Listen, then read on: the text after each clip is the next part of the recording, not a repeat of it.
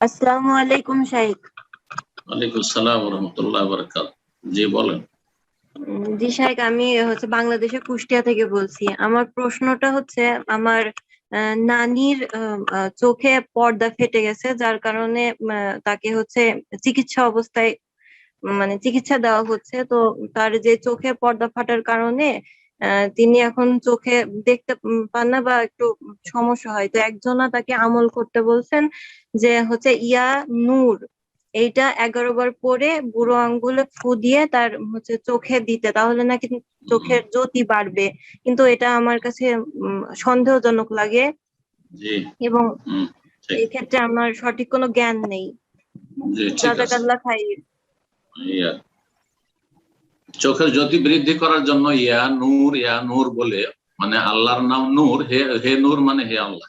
প্রথম কথা, আল্লাহর নাম নূর নয়। আমাদের দেশের লোকেরা আব্দুল নূর নাম রাখে, আল্লাহর নাম নূর না। আল্লাহ নুরুস সামাওয়াত, নুরুস সামাওয়াত মানে মুনাওয়িরুস সামাওয়াত ওয়াল আরদ, আসমান এবং জমিনকে আলোকিতকারী। কিন্তু আল্লাহর নাম নূর সঠিক নয়। তো ইয়ানুর করা প্রথম কথা, আল্লাহর নামই নূর নয়। হে জ্যোতি আল্লাহর নাম নূর নাই, সুতরাং ইয়ানুর আল্লাহর নাম নাই, তাহলে এটা কি কথা।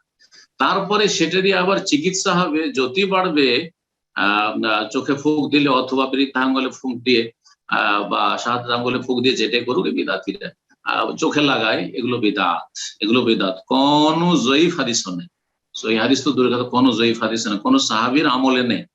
এগুলো সুফিদের মন গড়া ওজিফা। সুফিরা ধর্মকে বিকৃত করে দিয়েছে। সুফিরা ধর্মকে এমন করে দিয়েছে যে কোনটা হক কোনটা বাতিল, কোনটা খাঁটি ধর্ম যার উপর রাসূলুল্লাহ রেখে গেছেন খাঁটি ইসলাম, কোনটা জাল ইসলাম বুঝায় মুশকিল। এমন করে দিয়েছে ভারত উপমহাদেশে এই সুফিরা ইসলামটাকে। তো সুফিদের জিকির আজকার থেকে বেঁচে থাকবেন, সুফিদের এইসব আমল থেকে বেঁচে থাকবেন। যারাই বলবে যে এইটা আমল করিয়েন, তার মানে বিদাত আছে, তার মানে ওর মধ্যে বিদাত আছে, মনে রাখবেন। সুন্নতি জিকির হলে সোজা বলবে যে অমুক হাদিসে আছে, এটা করলে এই ফায়দা। সোজা কথা বলুক তো দেখি যে ইয়া নূর বলা কোন হাদিসে আছে। বললাম তো কোনো জয়ীফ হাদিসে নেই। সুতরাং এইরকম আমল করা জায়েজ নয়, বরং দোয়া করবে আল্লাহর কাছে। দোয়া করলে বালা মুসিবত দূর হয়, রোগ ভালো হয়। এক, নিজে দোয়া করবে, আপনার আত্মীয় স্বজন দোয়া করবেন।